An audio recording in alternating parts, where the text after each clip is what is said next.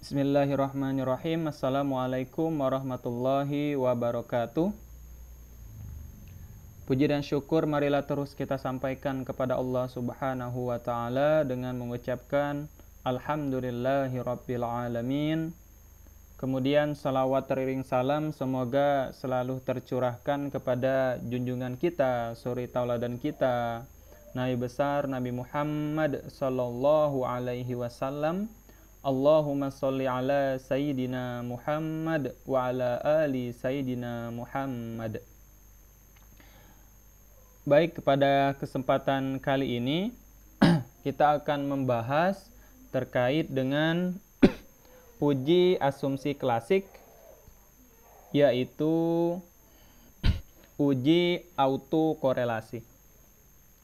Uji autokorelasi bertujuan menguji apakah dalam model regresi linier ada korelasi antar kesalahan atau residual pada periode T dengan kesalahan atau residual pada periode T-1 atau periode sebelumnya. Jika terjadi korelasi, maka dinamakan ada problem autokorelasi. Autokorelasi muncul karena observasi yang berurutan sepanjang waktu berkaitan satu sama lain. Masalah ini timbul karena residual tidak bebas dari satu observasi ke observasi lainnya. Hal ini sering ditemukan pada data runtun waktu atau data time series.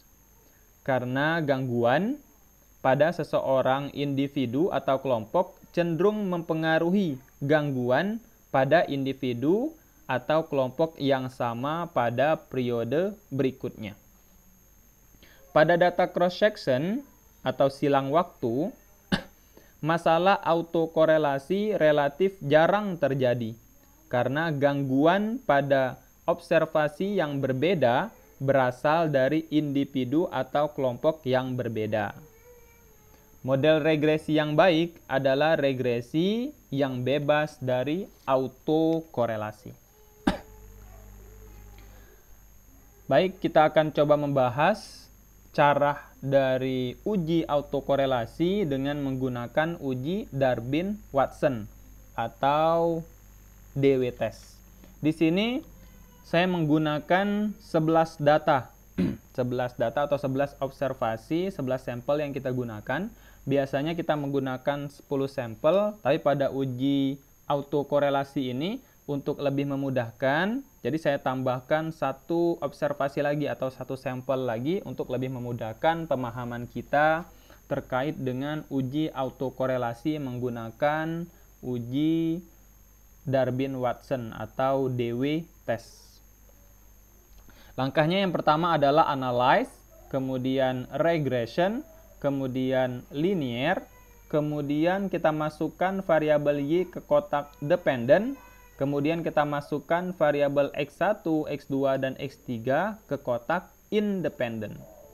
Selanjutnya kita klik statistik, kita klik statistik di sini. Kemudian kita perhatikan kotak residuals. Di sini kita checklist Darwin-Watson. Kemudian klik continue, kemudian klik OK. Pada output yang kita perhatikan adalah tabel model summary. Nah, pada tabel model summary ini kita peroleh nilai Darwin-Watson yaitu sebesar 1,360 atau nilai D-nya itu sama dengan 1,360. Ini kita ambil 2 angka di belakang koma, kita ambil 2 angka di belakang koma, jadinya 1,36. Baik, prosesnya belum selesai sampai di sini.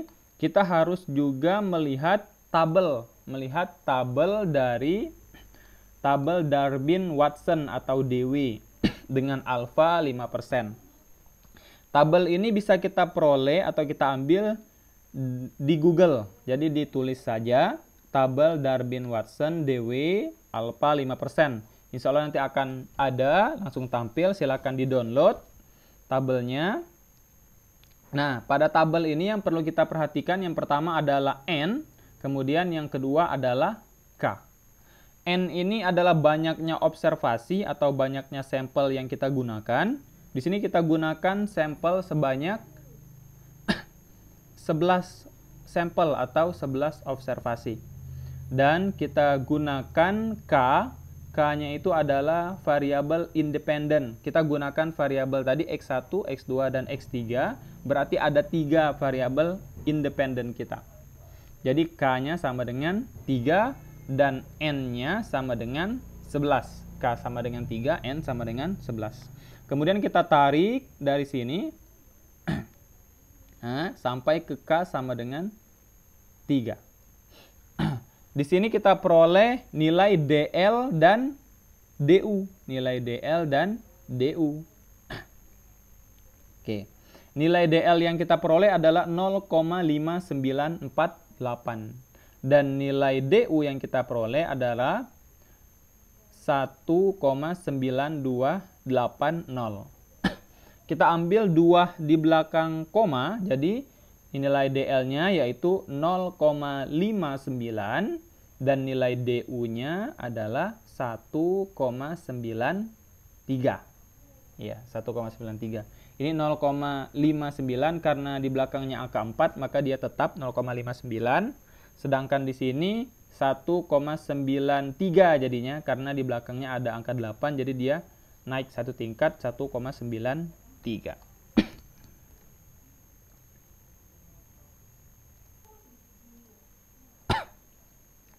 Baik, tadi kita peroleh nilai D dalam proses SPSS itu 1,36, kita ambil 2 di belakang koma. Nilai DL dari tabel DW, Darwin-Watson, yang kita peroleh dari internet, tabelnya itu 0,59. Kemudian nilai DU kita peroleh dari tabel Darwin-Watson juga dengan alfa 5%. Tabelnya kita peroleh dari internet, yaitu nilai DU-nya 1,93. Baik, di sini ada hipotesis. Hipotesis 0, perhatikan, kemudian keputusannya, kemudian nilainya itu jika, kemudian ada wilayahnya. Nanti akan dijelaskan.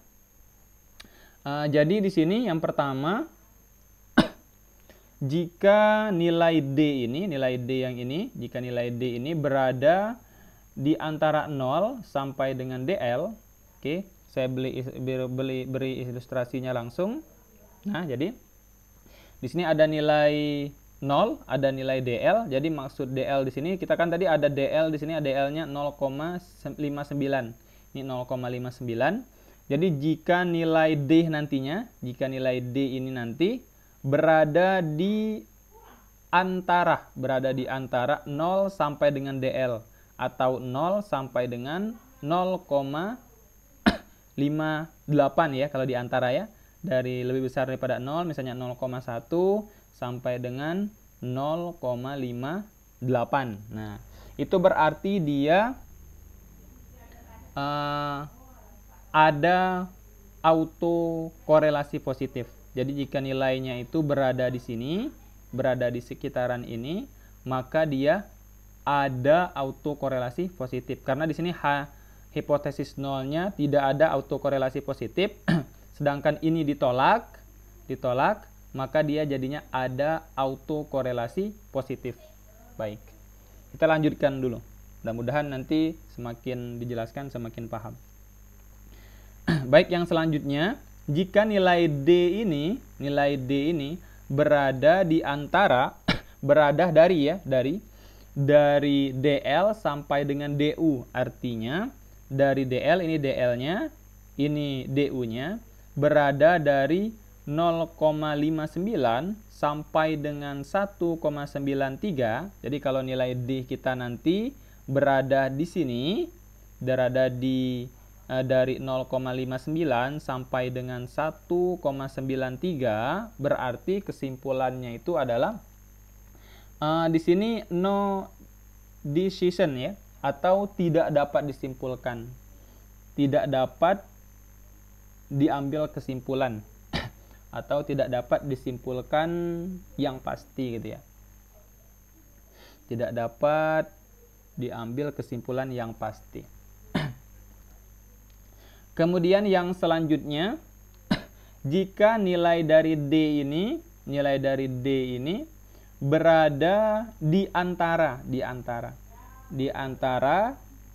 DU sampai dengan ini ya, DU sampai dengan 4 min DU, DU sampai dengan 4 min DU. Jadi nilainya itu di antara 1,93, di atas 1,93 tapi di bawah 2,07.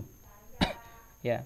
Jadi kalau misalnya dia berada di antara ini, maka dia tidak ada autokorelasi positif ataupun negatif. Karena di sini ditolak gitu ya, tidak ditolak ya. Di sini tidak ditolak artinya diterima ya, artinya diterima. Jadinya dia mengambil kesimpulan yang ini. Jadi tidak ada autokorelasi positif ataupun negatif. Keinginan kita adalah dia itu berada di nomor 3 ini, keinginan kita. Agar dia tidak ada autokorelasi positif ataupun negatif gitu ya. Ya, keinginan kita seperti itu. Kemudian jika dia berada dari nilainya itu dari 2,07, di sini ada tanda sama dengannya. Artinya dari 2,07 sampai dengan 3,41, sampai dengan 3,41 termasuk juga nilainya 3,41 ini karena di sini ada sama dengannya juga. Jadi kalau misalnya dia berada dari 4 min DU, ini 4 min DU, sampai dengan 4 min DL, sampai dengan 4 min DL, maka dia tidak dapat disimpulkan juga. Tidak dapat disimpulkan atau tidak dapat diambil kesimpulan yang pasti gitu ya. Kita belum bisa menentukan apakah dia terjadi autokorelasi maksudnya atau tidak gitu ya. Karena tidak bisa disimpulkan. Baik. Yang selanjutnya adalah yang terakhir, yaitu jika dia berada di antara 4 min DL sampai dengan 4. Jadi 4 min DL sampai dengan 4. Artinya di atas 3,41 tapi di bawah 4 gitu ya. Di atas 3,41 tapi di bawah 4. Maka dia ada autokorelasi negatif. Karena dia ditolak yang ini ya. Berarti kalau misalnya dia ditolak berarti ada autokorelasi negatif gitu ya. Karena yang tidak ada autokorelasi negatif ini ditolak, maka dia ada autokorelasi negatif. Jadi saya sampaikan sedikit lagi, kalau di sini tulisannya tolak, berarti kebalikan dari ini gitu ya. Kebalikan dari tidak ada, berarti ada karena dia ditolak. Kemudian kalau misalnya dia di sini ditolak juga ya yang bawah ini, yang tadinya tidak ada autokorelasi negatif, kalau di sini ditolak, maka berarti yang ini ada jadinya. Ya, ada kebalikannya, ada autokorelasi negatif. Nah, keinginan kita itu tidak ditolak keinginan kita. Jadi nanti yang nilai D itu harapan kita berada di sini. Lagi-lagi saya sebutkan, pengen kita berada di sini. Artinya yang hipotesis ini tidak ditolak. Artinya diterima, maka tidak ada autokorelasi positif ataupun negatif. Nah, kita ambil kesimpulan, kira-kira nilai D kita ini berada di mana? Berada di mana kira-kira? Iya, betul. Berada di 2. Di wilayah 2. Nah, di wilayah 2 ini. Yaitu antara DL, yaitu dari DL sampai dengan DU. Dia berada dari 0,59 sampai dengan 1,93. Karena punya kita tuh 1,36. Berarti di sekitaran sini 1,36 itu. Maka di sini keputusannya adalah bahwa model regresi linear yang kita peroleh ini tidak dapat disimpulkan dengan pasti. Jadi kita tidak bisa mengambil kesimpulan secara pasti apakah dia terjadi autokorelasi atau tidak terjadi autokorelasi. Baik, saya kira demikian. Kenapa sih tidak bisa disimpulkan? Itu memang ada dalam pengujian autokorelasi ini, kesimpulan yang seperti ini. Artinya kita bisa menambahkan, mungkin observasinya kita tambahkan lagi, datanya kita perbanyak, itu bisa jadi obat gitu ya, obat ataupun cara agar bisa disimpulkan secara pasti. Baik, saya rasa demikian. Terima kasih. Semoga bermanfaat. Semoga berkah. Semoga dapat dipahami dengan baik. Semoga semua niat baik kita disegerakan oleh Allah. Semoga mendapatkan yang terbaik semuanya. Semoga Allah terus memberikan kesehatan untuk kita semua. Semoga kita terus dalam lindungan Allah, terhindar dari wabah yang sedang melanda dunia pada saat ini, khususnya di Indonesia, yaitu wabah COVID-19. Semoga kita terus dilindungi oleh Allah untuk terhindar dari wabah tersebut. Dan semoga Allah segera mengangkat wabah ini atau menghapus wabah ini di dunia, khususnya di Indonesia. Baik, saya rasa cukup. Terima kasih. Kita tutup dengan hamdalah. Alhamdulillahirabbil alamin. Wassalamualaikum warahmatullahi wabarakatuh.